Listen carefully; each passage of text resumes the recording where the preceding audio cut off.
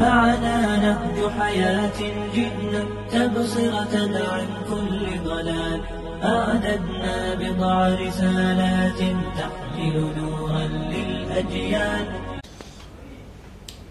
Kalau dia nanti dimasukkan di sidang Allah di pengadilan akhirat, kenapa kau tak sholat? Padahal sholat itu amal pertama yang dihisab oleh Allah. Awwalu ma yuhasabu bihil abdu yawmal qiyamati amalihi shalah.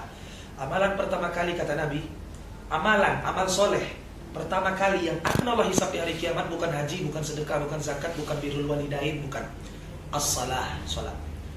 Yang 5 waktu itu yang wajib. Dia ditanya, maka dia akan menjawab sesuai keadaan. Bapakku tidak memberikan nasihat dan mendidikku tentang sholat dan tidak mencontohkannya. Bapak dipanggil, wahai Muhammad, bukankah aku sudah turunkan Nabi Muhammad sebagai utusan ke tengah-tengah kalian?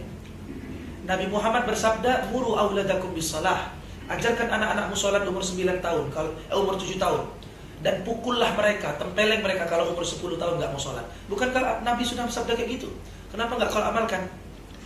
Akhirnya sang anak dimasukkan dalam neraka bersama bapaknya pun dimasukkan dalam neraka.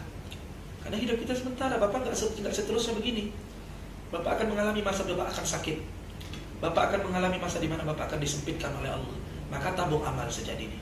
Umur 52, 10 tahun lagi 60. Mertua awal 52 udah meninggal. Kan begitu azan berkumandang, HP taruh, WhatsApp taruh, berangkat ke masjid. Karena yang manggil kita Tuhan kita yang telah memberikan bapak rezeki, yang telah mensehatkan bapak sampai detik ini. Tidak ada asam urat, tidak ada gula, tidak ada apa. Yang ngasih bapak sehat sekarang Allah.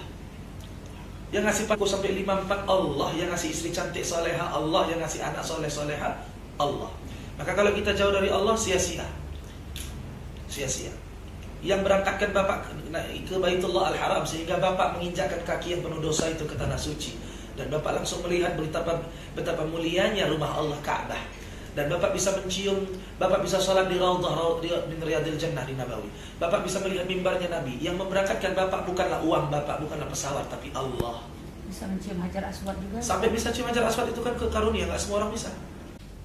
Kenapa? Hajar Aswad itu hajar, batu aswad hitam, itu dari surga, turun langsung dari surga, dicampakkan Allah dari surga sana. Makanya nggak bisa dibakar.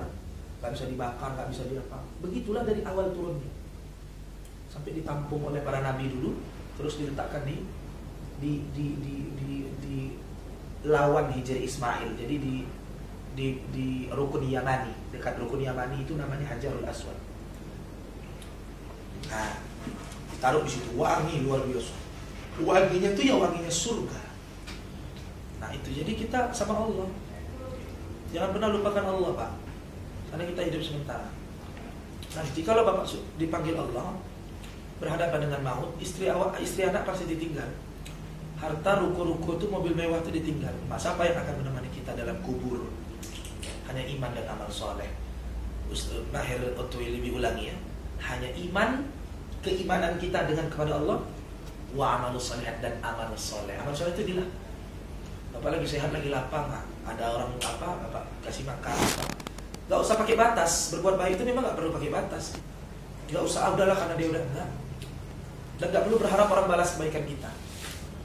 Ikhlas itu maksudnya ketika kita berbuat satu amal soleh, tidak berharap apapun dan dari siapapun dan dalam bentuk apapun. Saya ulang, makna ikhlas itu ketika kita beramal soleh, berbuat baik, tidak berharap dari siapapun dalam bentuk apapun, tidak berharap apapun dari siapapun dan dalam bentuk apapun. Itu makna ikhlas. Yang diharap siapa? Ustaz, ridha Allah, pahala dari Allah. Itu makna ikhlas. Iman, amal soleh. Amal soleh itu sholat, puasa, zakat, haji, termasuk amal soleh. Hablum minan nas, bapak banyak bersedekah, berderma kepada manusia. Ini amal soleh. Inilah yang akan membela kita. Inilah yang akan melapangkan kita di kubur.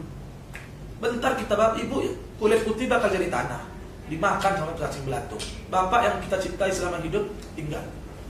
Ibu juga, saya, istri. Maka kalau kita sayang sama istri, didik istri dengan baik sebagai pemimpin dalam rumah tangga. Istri tak tutup aurat, tegur dengan santun. Tutuplah aurat, ini perintah Allah. Suami merokok, tegur dengan santun. Janganlah merokok, kesehatan dijaga, Pak. Anak, tunjukkan dengan teladan.